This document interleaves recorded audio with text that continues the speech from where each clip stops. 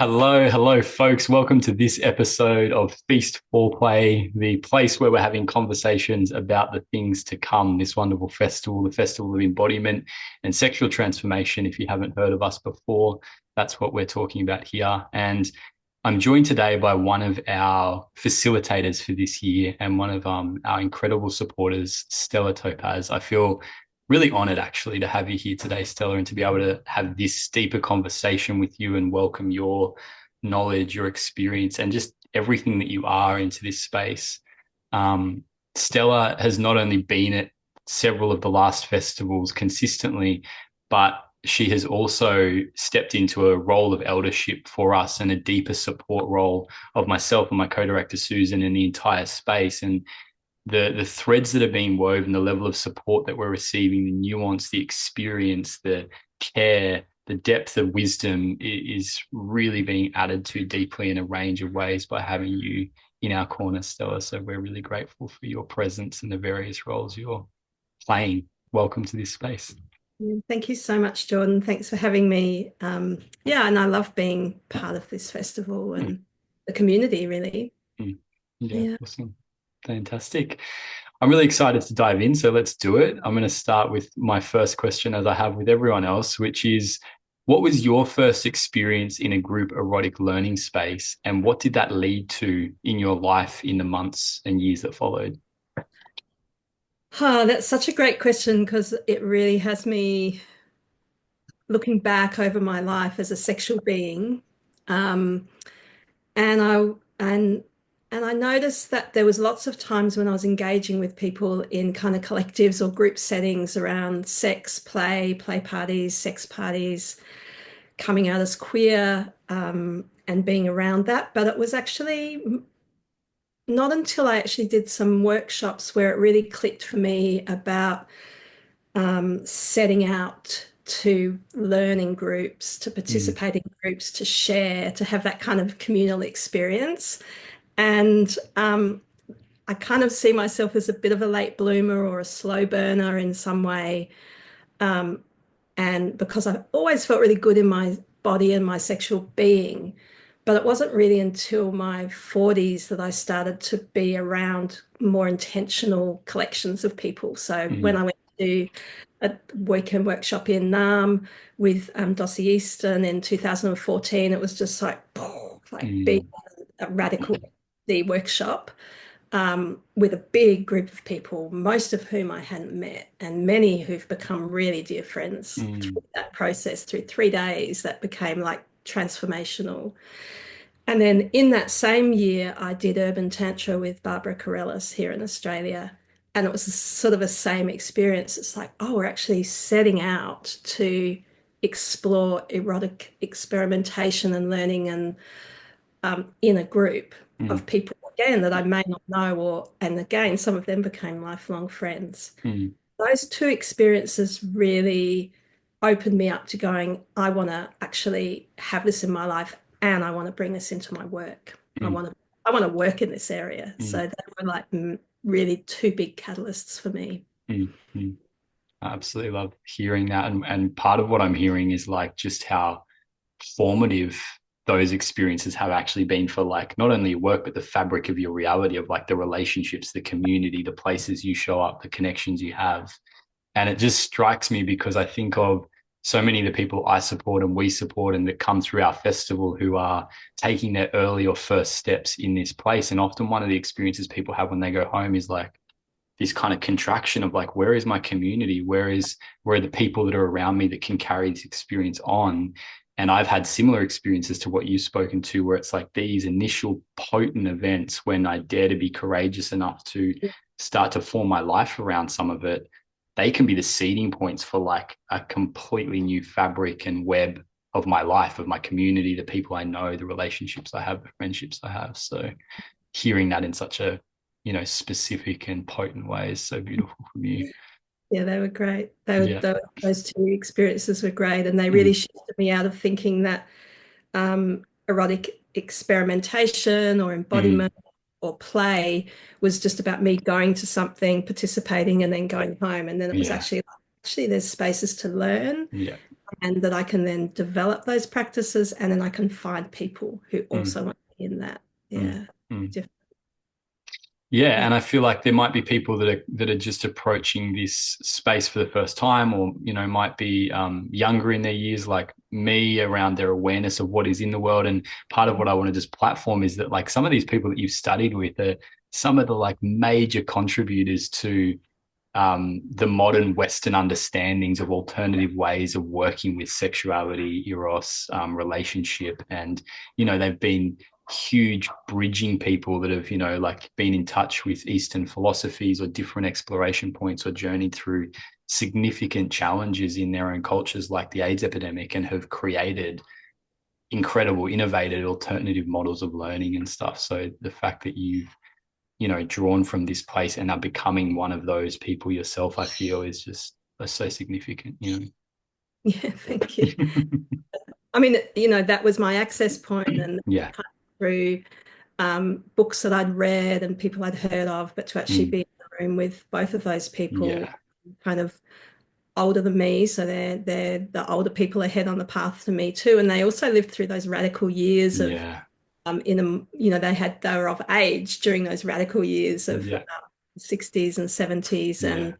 and the HIV years, and the loss and the rebuilding of sexuality through those years, and which also is part of the Joseph Kramer and Betty Martin story Mm. too. Mm. Like the people ahead of us who've actually lived through different eras, and then we Mm. get to bring ourselves into that. Yeah. Um, and of course, they're all white people in my vision, and then I've had Mm. to expand my knowledge of other cultures and Mm. Totally. in that lineage too, or Yeah. to that. Yeah. Yeah. Yeah. Beautiful.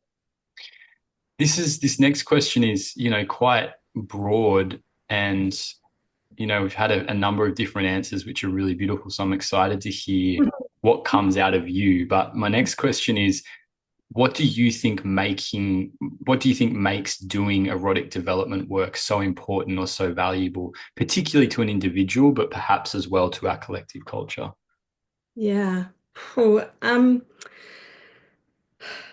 I mean, I think that the both those things are so important to be relating to each other, like what I do as an individual, what Mm. people do as an individual. But in isolation, it kind of pathologizes Mm. our questions and our struggles, Mm. like, am I normal? Do I want too much? Am I not Mm. brave enough? Am I Mm. not enough? All those things.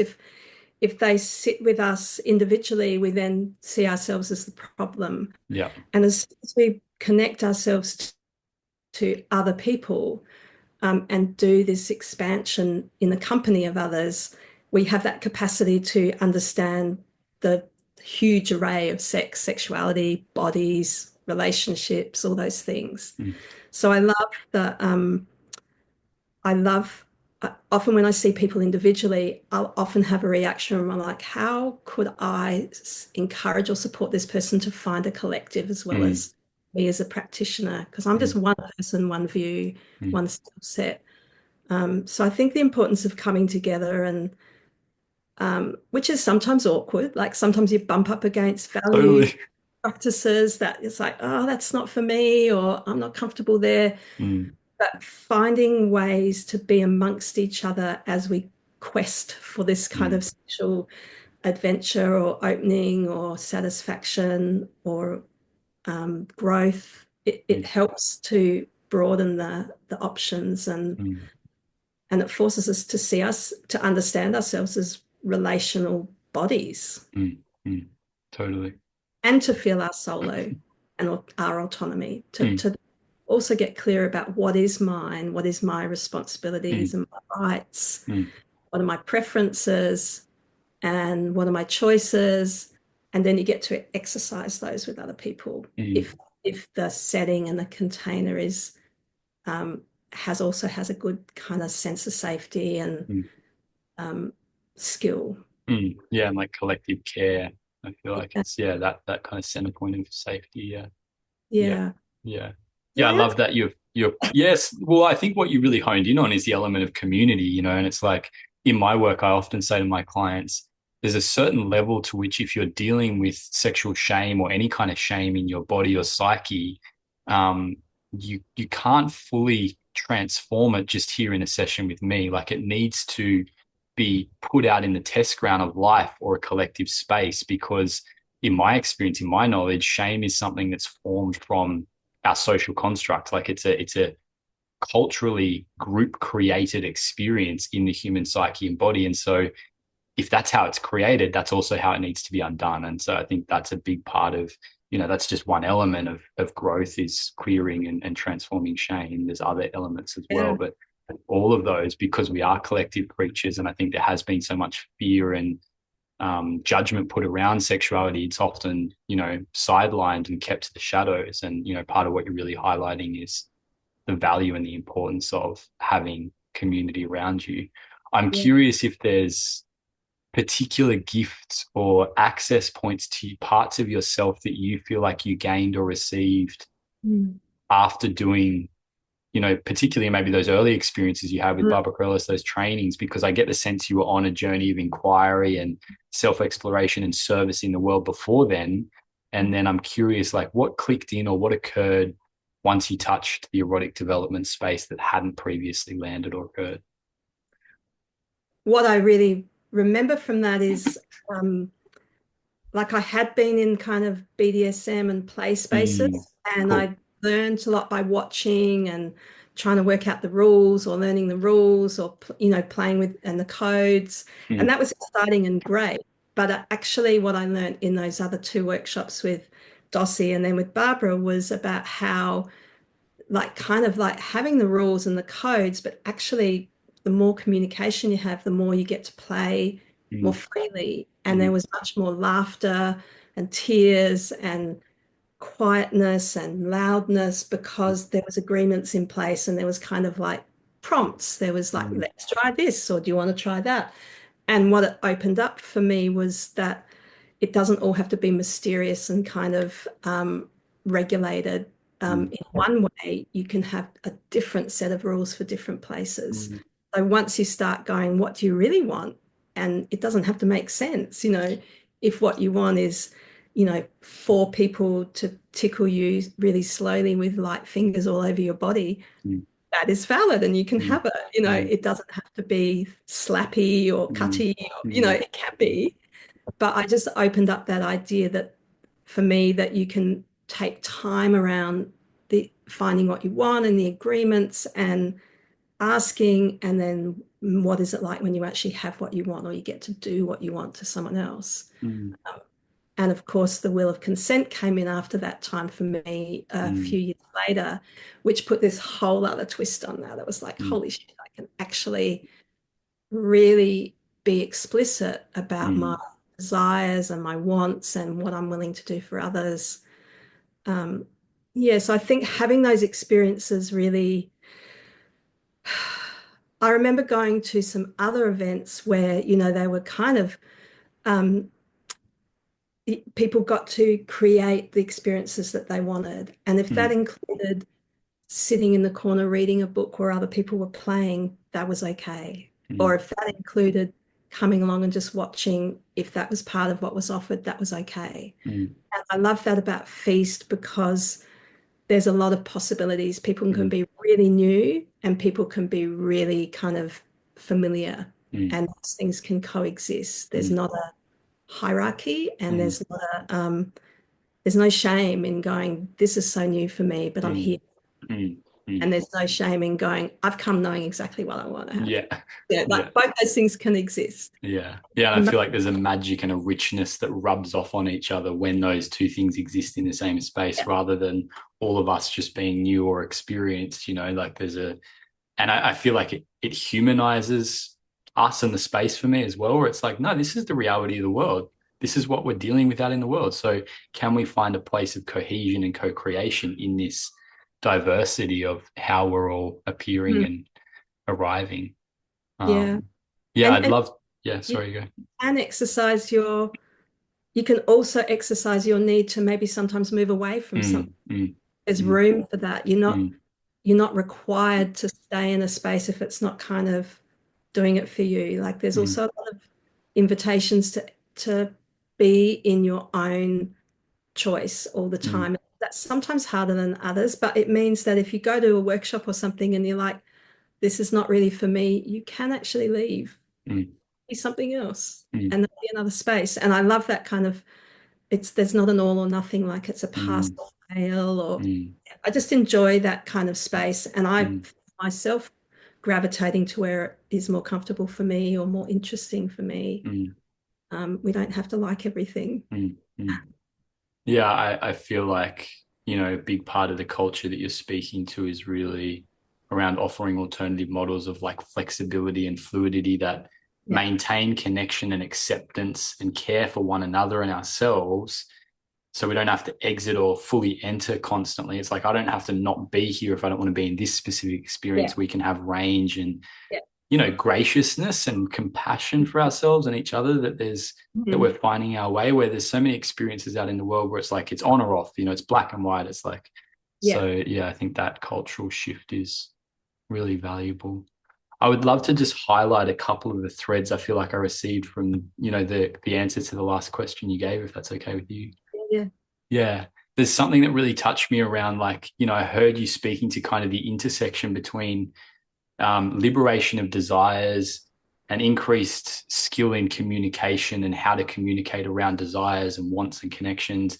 And Mm. also it was more of an intuitive sense I got of like the training ground of connecting to something deeper in ourselves, like anchoring to something more personal, even deeper in our own bodies, our own psyches, that inform that willingness to explore of what do I like? I Mhm. know this about myself. I'm curious this about myself.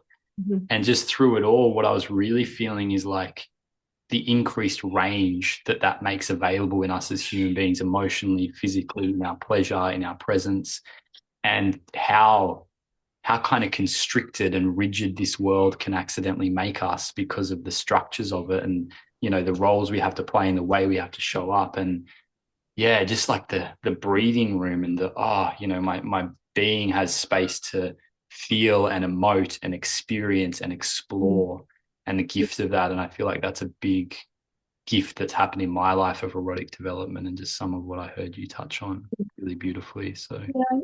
I mean, I was thinking about this before, and why do I, what do I draw and mm, offer into these spaces? Like it's an exchange as mm, well, or it's a free give, it's a free giving, and it's also an opportunity to expand and take in. But it kind of reminds me of being on a queer dance floor where I can go and I can be really in my own bubble. Like I can mm, be on the dance floor amongst all these other people, and feel that I'm part of the community and the collective, but I might go really just needing to shed or mm, replenish myself. mm, I might be in that space doing that for myself. mm, Other times I might be on that dance floor and I'm completely like connecting mm, and vibing with other people and just really experiencing the interpersonal, the connection, the relationship. mm, And both those things really nourish me.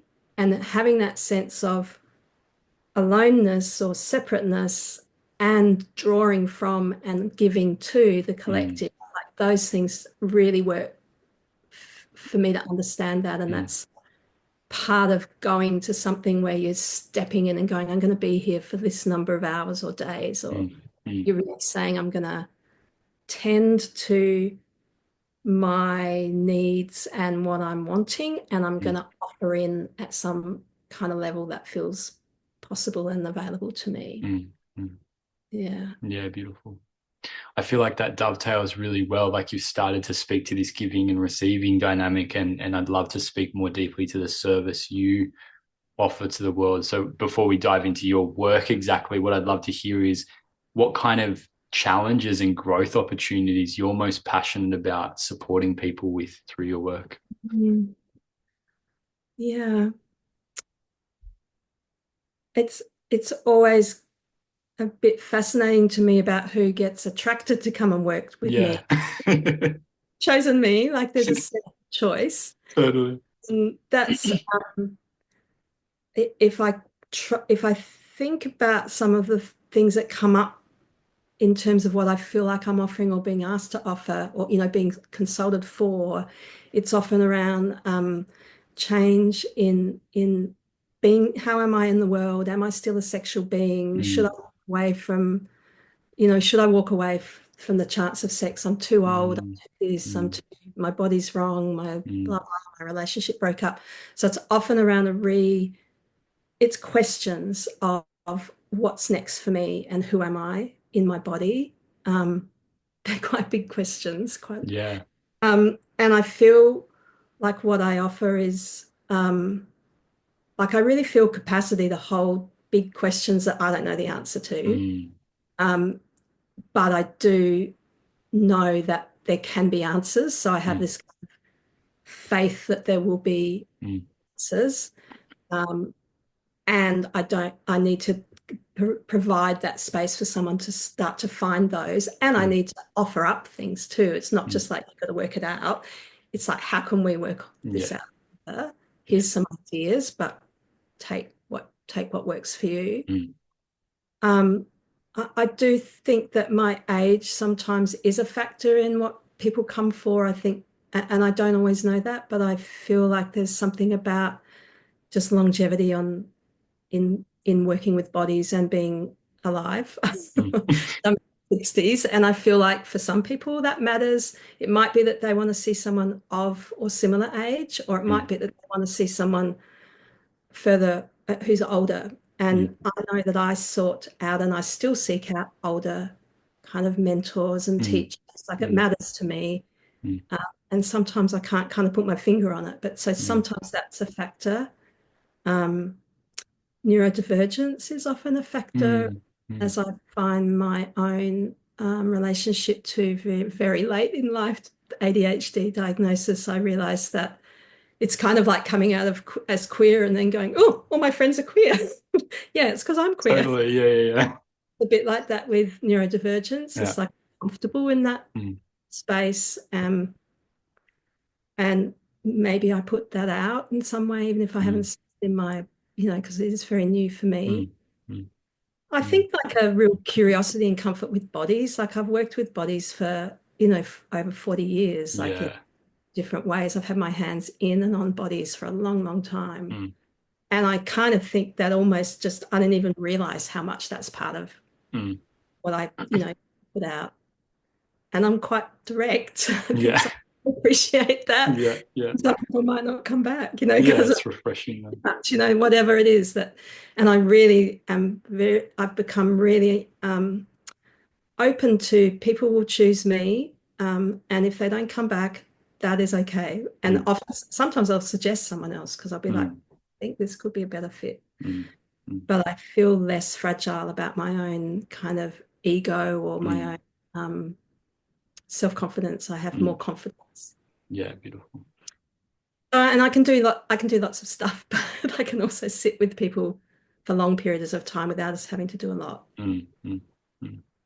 Yeah, I really get this sense of your deep allyship when people step into work with you, like how much of a force you are that's there really walking along next to them and so generously offering everything you have at a rate that you sense can be useful and support them, and how collaborative you are. And I guess I've contacted a whole bunch of different modalities in recent years in this crazy world, and so much of them are like jammed down your throat and I've got the answer for you and stuff. And it's been a really important thread of my life to remain really closely connected to bodies of work and people that I can look up to that have got this deeply humble approach, even when it maybe doesn't sell as loudly or as sexy as some people want it to. It's just like it gets so much deeper and it's so much more effective in the medium to long term. So I really trust that, and I really honor that, in you and some of the other people we work with. It's hard because there's no kind of like 3 quick tips for Totally. this. And it's like, yeah, no, I can't do that. Yeah, totally. I also just want to see what happens. Yeah, that's right. I also really want to honor, like, you spoke to your age, and for me, I just have to speak to, like, in this community and others that I'm a part of, the incredibly blessed situation I found myself in having people that are, twice my age or more, who I can look at and be absolutely inspired by, people that are like yourself, vibrant, plugged in, passionate, alive, erotically active in themselves, like these representations of the progression through life that is inspiring, engaging, and has this depth, still has this wisdom and stuff. It's not like at the cost of either, but it's just such a hopeful image and thing and a person to look up to. And I think even that, like, for people to be aware that if you step into this space in Feast, you're going to receive reference points for inspiring people that you can, like aspire to be similar to or find your own version of in your 50s, 60s, 70s. Like, it's a major thing in the world right now. Our vision of age and the development of our lives is pretty dismal a lot of the time. And this is, yeah, it's one of the most inspiring spaces. And going to other group spaces in recent years, I'm like, wow, it's actually unique as well, the level of diversity and age we have and how beautifully that melds together and cohesively. Yeah, it's always been important for me to have those people ahead of me, but also for me, being around young people is incredible. Mm, And just actually, I kind of have, I know I have a level of youthfulness in me, and thanks to my genetics and mm, so life choices, but and queerness keeps me young. But intergenerational spaces are really important to me, and I learn so much from young people. And I also get to check myself around stuff when I mm, do. There's a lot of stereotypes for all ages, different young people, old people, mm, mm. and it really helps to have places to be able to explore that and help each other with that and go, is that actually a stereotype that's coming up? Is that actually, a way of locating someone that's actually not useful? So yeah, Totally. I love it too. I love being in a mixed age Yeah. environment. Yeah. Hmm. Thank you. Beautiful. Yeah, thank you. I feel like you've spoken to how you work really deeply already, but I would love to just really briefly hear, and I feel like we could spend a whole episode speaking on, your experience, your training background. But I would just really love to briefly hear a couple more of the significant trainings that influence your work, what they are briefly, and then yeah, just also touching on how do you offer your work? Like, is it in one-on-one sessions? Do you do programs? Do you do workshops? Just so people are aware of that and can I can understand it. do a quick version of that. So, I mean, I started out as a nurse, registered nurse, and I mostly predominantly worked in sexual health and women's health and HIV and Mm, queer mm, settings. And very early on, I kind of had comfort with, hands on bodies, mm, but it was very much for screening or illness, and it was very much kind of medical. And so the flip into sex and bodies and pleasure was really through those two workshops, and then sexological body work, and then will of consent, and also stream with Ellen Heed, which I did mm, time ago. I'm less practiced in that now, but that was mm, really foundational as well. Scar tissue remediation. mm, mm, But wheel of consent, I mean, sexological bodywork was great because it moved me from being a nurse to a practitioner, mm, a sex practitioner. And wheel of consent has been like the biggest shift in my life. And so now all of my work is grounded in wheel of consent, mm, whether I'm touching people or not. And I also teach workshops in Will of Consent. I've gone on to train quite extensively with the school. So now I run my own 2-day workshops or 3-day workshops. And I also teach on the School of Consent courses, training other people to be able to teach and also come through. mm. I'm on the faculty, so I also teach like a pro, the Yeah, 5-day awesome. one. So that's been kind of like a 8-year journey, I reckon. Mm, Huge part of my life now, mm, personally and in my work. mm, So I see people online. It's amazing what you can do online, even when it's sex and bodies and touch based. And I see people in person, mm, and I really love the doing groups in person most. I find online teaching in for training in groups, I find that harder. I'm mm, newer to that. It's not part of my history as well, and I'm mm. newer to, and I'm a bit of a resistant learner around technology, sadly. But I do love being in a room with people Mm, and mm, facilitating, mm, coaching, guiding. mm. Yeah. Amazing. Awesome. I feel like I can't go on without briefly acknowledging the two incredible workshops that you're bringing to Feast this year. They're both yeah, amazing offerings. One of them you offered last year. So you've got Mm. two on the program. The first one is You, Me, and the Space Between, and the second one is Story Time for Lovely Bodies, I think. And I would just love to hear, like a couple of sentences on your intent for what people can take out of those spaces, or your intent of what you're wanting to give people in those spaces. Yeah. I mean, in a way, Feast is a great place where I get to try out new Mm, stuff. mm, But actually, this year, what I'm wanting to do is deepen what I did last year. mm, I want mm, to work with how those two workshops went. So, the story time for Lovely Bodies was really something I created last year, and it was really beautiful. I mm, loved it. Lots of good feedback, and it was really just it is literally a kind of like an evening story time with a book and listening and kind of awakening our mm, possibilities as grown-ups, what it's like to be read to, mm, but they're body-based stories. mm, Then turning that into an invitation to find a short story on your own body. And mm, I really wasn't sure how that was going to go. I reckon there's about 30 or 40 people in the room, and I said, okay, you've got 1 minute each if you want to read the story. And I really didn't know if anyone would do it. And I think yeah, 15, 14 people or something, yeah, wow, they all kept to the 1 minute. And these yeah, are amazing little stories that came out. mm, Might have been about a scar or a mm, body or a operation or mm, a awakening. And mm, so that was beautiful. So I just want to build on that for this one. mm, And the other one, the spaces in between you, me, and the spaces between, I guess that's very much informed by the will of consent. mm, And what I notice in festivals and like Feast is particularly for people who may be newer, having opportunity to really notice yourself and how you want to engage with other people can be a really foundational part of looking after yourself. mm, This will just be playing with what's it like to be nearer to someone or further mm, from mm, someone. How do you trust your body's signals and mm, how do you speak up for your body's signals?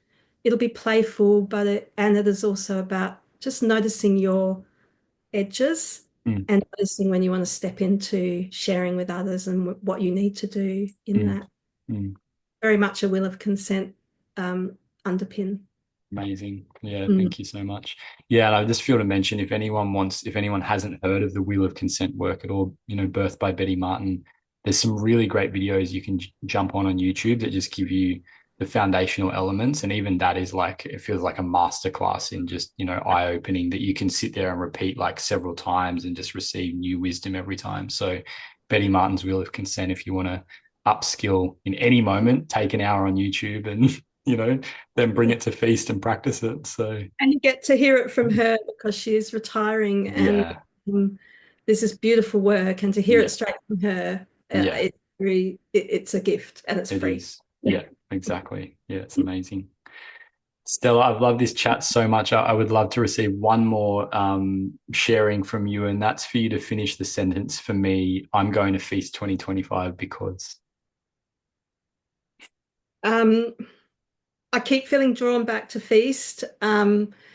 It is it is many things for me, but I really mostly I want to contribute, and I want to also I want to be part of the ongoing holding of the space, and I also want to be there. I do want to be there for queers. I feel like Mm, when we all come together across so many diverse experiences, some of us need to get together separately within that, and mm, one of those places is for queers. So it's mm, also I come to be a queer person and to be of service to other queer people, and I want to keep influencing how we all be together. mm, mm. And I can't wait to see the new venue. I Yeah, we're so feel like excited for that. the environment really matters where we are, and it's precious, and it's also really it's a gift, and it's Mm, also a responsibility that we get to connect and look mm, after mm. for that short time. Absolutely. Yeah. Mm. Yeah, I just feel to say thank you so much, for all that you offer us, for all that you bring to the space, for the allyship you offer to everyone in the space and to queer people in the space. Like it's such a deep gift, and we're so excited to be there with you again this year and to have that and to also give back to you in the ways that we can. So Mm. thanks for sharing some of what's inside of you today with me. Yeah, pleasure. Thanks so much. Mm.